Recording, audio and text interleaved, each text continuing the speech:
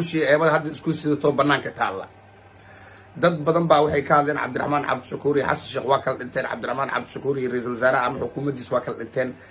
wax badan waa sheegteen xaqiiqda waa ka gambateen oo waad xiiriseen wax badan mise xaqiiqda dhanaaba la soconahaba soo dhawaada xasan sheekh maalintii la doortay wuxuu xil u magacaabay ergeyga gaarka ee abaaraha cabdiraxmaan cabdishakuur aqoontiisuu fiirshay waayo aragnimaduu fiirshay howl leader he is waa fiiriyey qaabkiisuu fiiriyey qof kasta kama dhigi karin wasiiro badan baa ordaay war wasiiraan in la siinaa ninkan baa shaqadan ku fiican ninkii shaqadii maalintuu bilaabay xildhibaano isaga ku reer ah oo habar gidir ah baa yiri ninka xasaanada hadhigo social media universal la fariisteen hon cable la fariisteen BBC waraysiiyeen VOA waraysiiyeen xildhibaano habar gidir ah waaye siyaasiyiin analysis of political